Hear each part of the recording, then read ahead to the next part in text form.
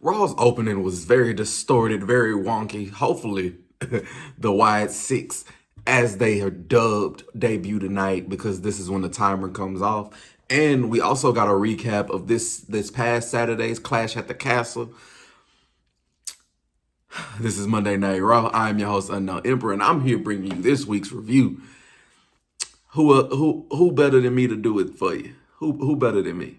I mean, I can probably name like 100,000 people that is, but you sat down and watched me, so I do appreciate you. Without further ado, burn it down. We got a returning Seth Rollins to formally get us introduced to this week's Monday Night Raw. He got a loud ovation. I don't think we've seen Monday Night Rollins since he lost that title at WrestleMania, so it was very lovely to see him back. He was donning a white suit with some cowboy boots, making him look like a desperado and a conquistador mixed up, but he was sexy nonetheless. He was standing in the middle of the ring, basically reigning in the ovations of the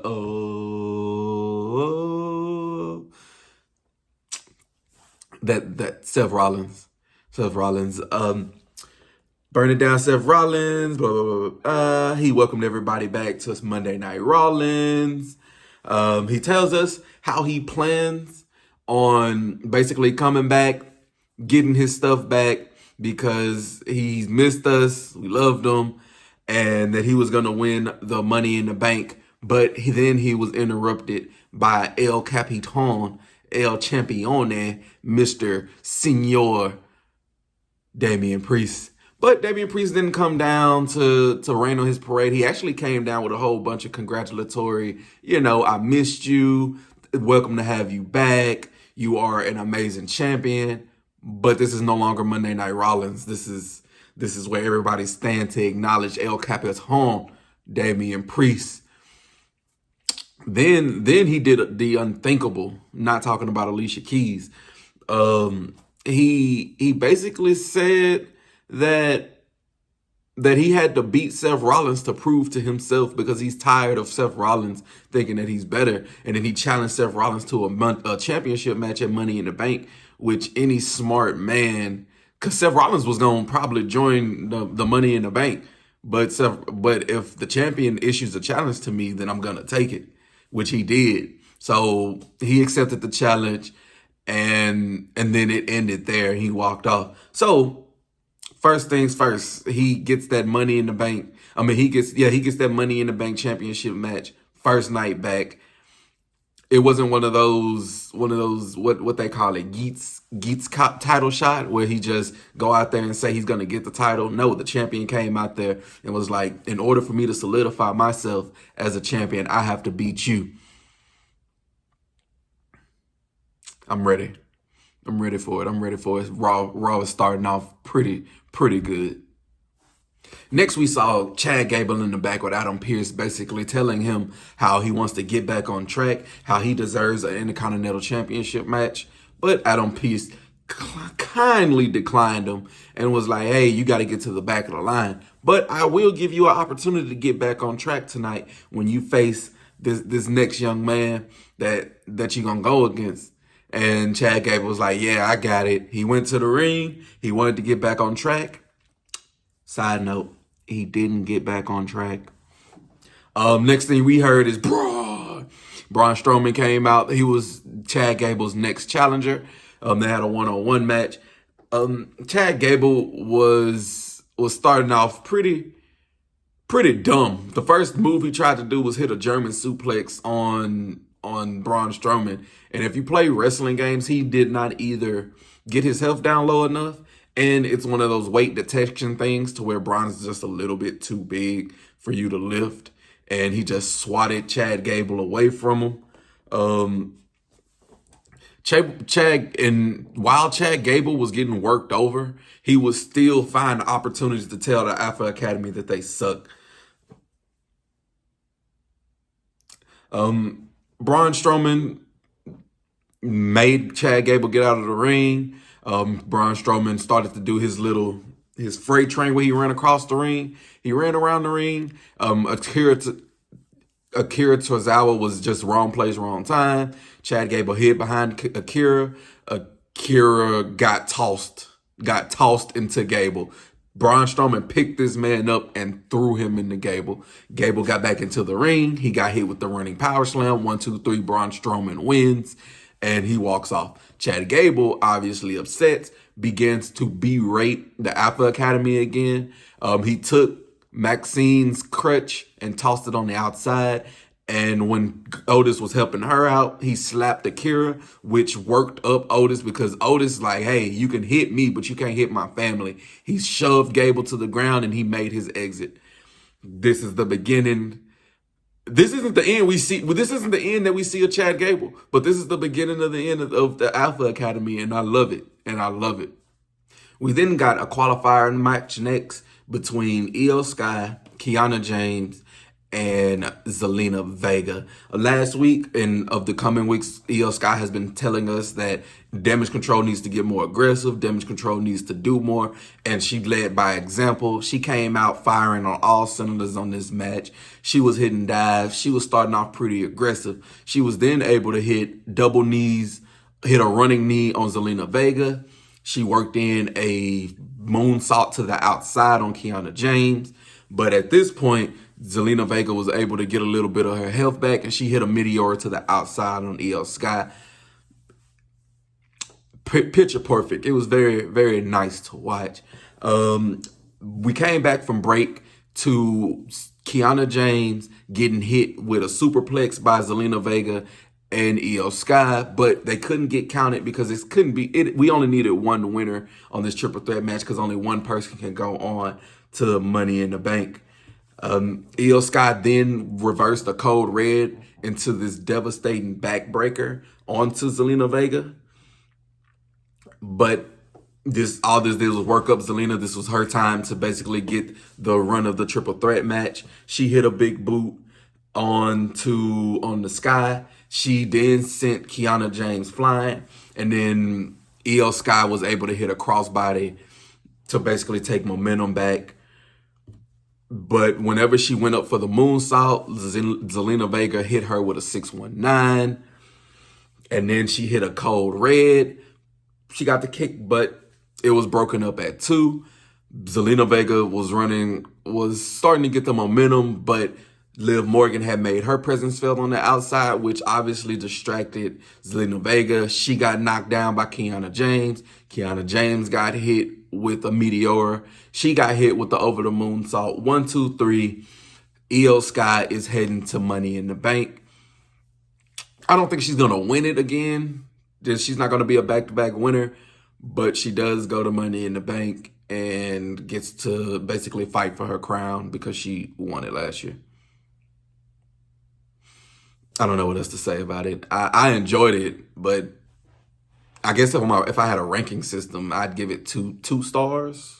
2 stars out of 3. You know, star system, two crowns out of 3. It was okay. Recap of Braun Breaker murdering Ricochet last week and the weeping, sad sounds of beautiful Samantha Irvin crying was then replayed again. Braun, you made Samantha cry. Now I'm not gonna do something myself, but I'm gonna let the next man do it, and then I'll pick up the scraps. Cause I see what you be doing. You a monster. This prelude, it led to Sami Zayn. He danced his way to the ring. He was gloating about how he's basically survived this past week, how he got into this feud with a wrestling match and he ended this feud with a wrestling match. And he basically patted himself on the back for the win.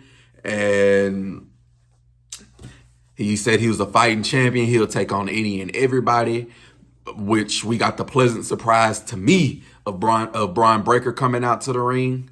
He didn't say much because he said it was nothing. Because he said it was nothing for him to say. Sammy already know what it is, and it looked like Sammy was gonna accept his challenge when Sheamus made his way to the ring and said that he's been eyeing that championship for a long time. That Braun Breaker is a kid and he needs to go to the back of the line. While they were having their back and forth, Sami Zayn slid into the picture and was like, hey, I can go talk to Adam Pearce and we can get this situated. So it set up a match between Sheamus and Braun Breaker for later on in the show. I give it 1 star. This segment, I lied. This segment, 3 stars. Braun Breaker, Sheamus, Intercontinental Championship, Sami Zayn. What more can you ask for? Or 3 crowns. Because we're Emperor. 3 crowns.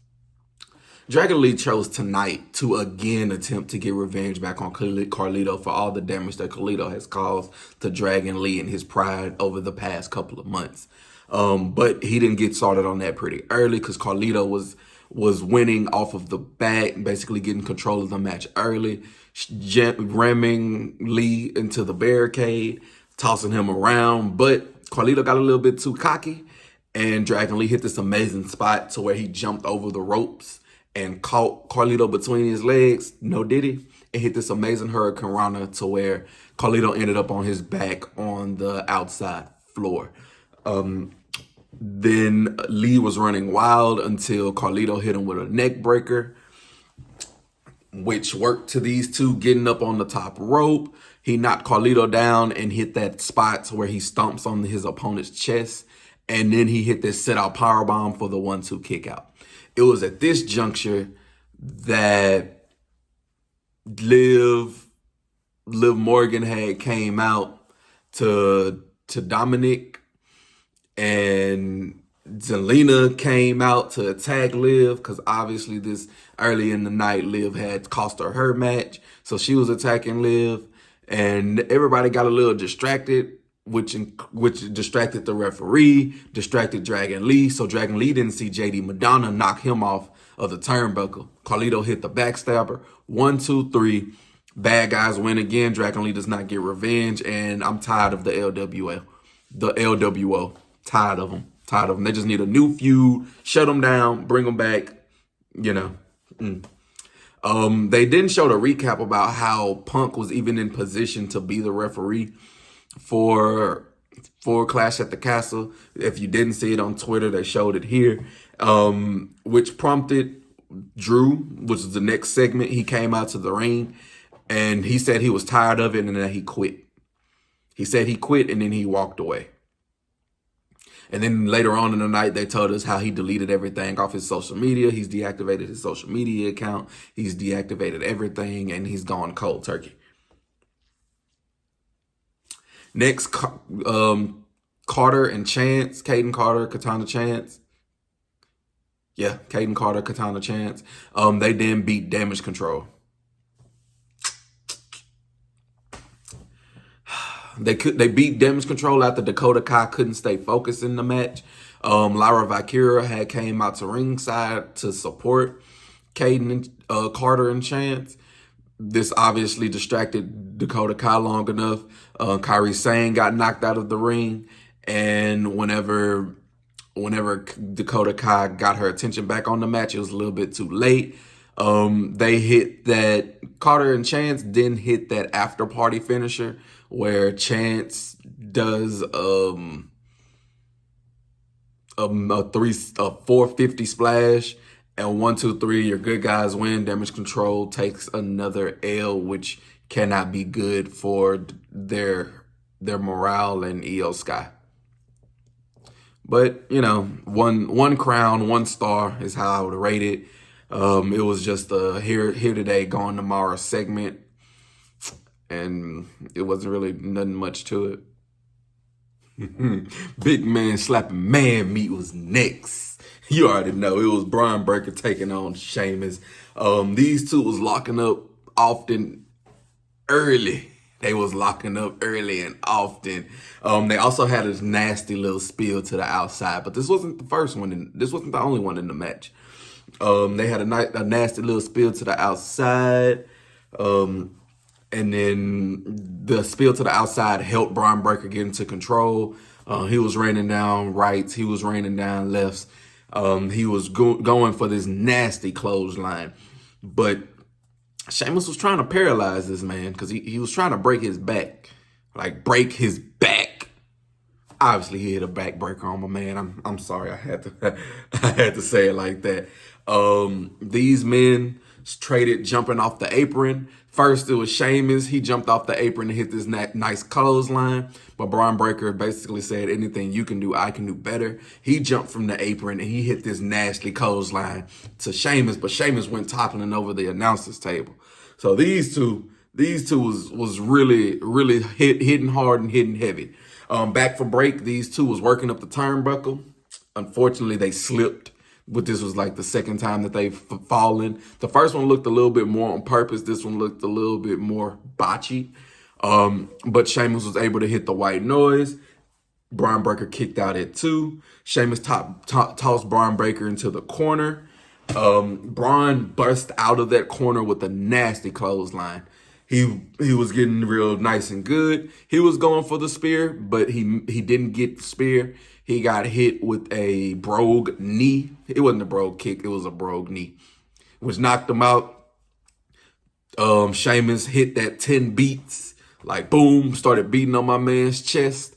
He hit it 10 times, and he was going for the brogue kick. I posted on Twitter that this young man was going to get involved. Didn't nobody really respond to it. I'm not popular on Twitter yet, so I guess I understand. But it was Ludwig Kaiser. He attacked Sheamus in front of the referee, so this ended in a disqualification. And he was gonna do a little bit more damage, but Sheamus got the better of him. He tossed him over into the timekeeper's area. Braun Breaker hit Sheamus with a spear. He was leaving. Ludwig Kaiser had got back up and started to attack Sheamus again. He had went to the other side of the ring. This was so nasty. If you haven't seen it, you have to see it.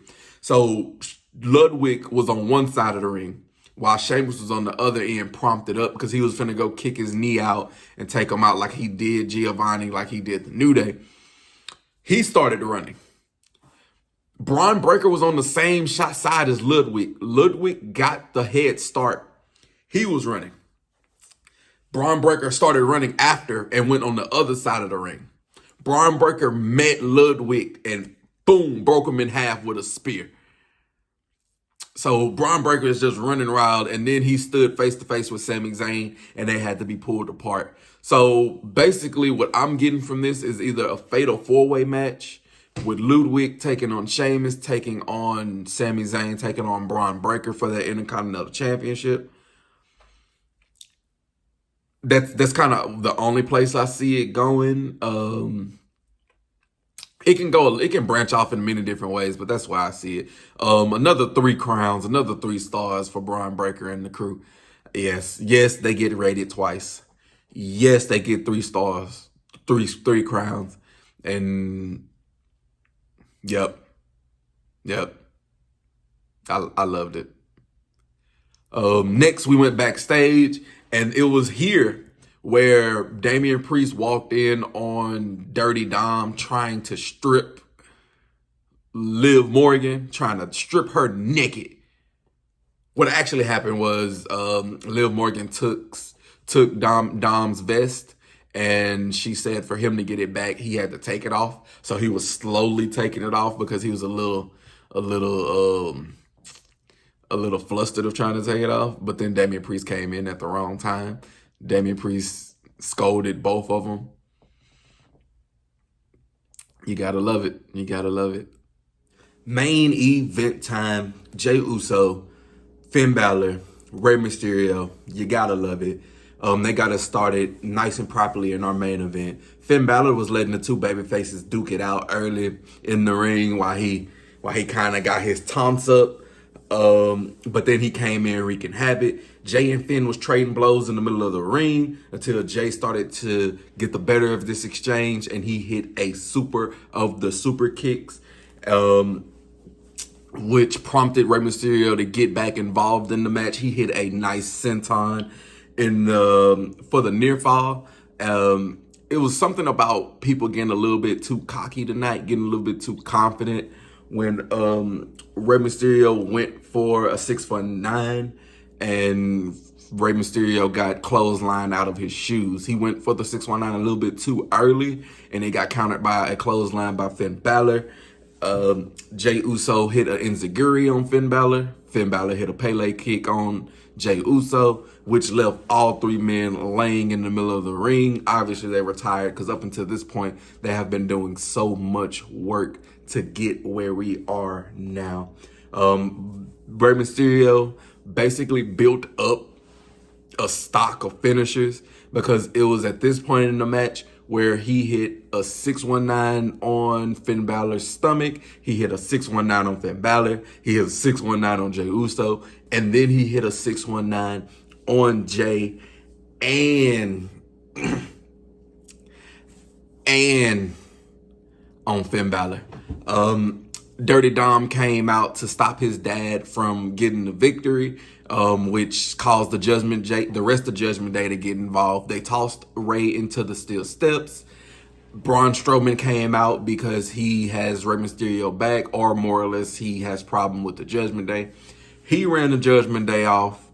They weren't there to be seen. Rey Mysterio was back, but then he got hit with a coup de grace. While Finn was finna get the 1-2-3, Jey Uso hit the Uso splash, and he pinned Finn Balor for him to get the 1-2-3. Jey Uso is heading to Money in the Bank, and he left.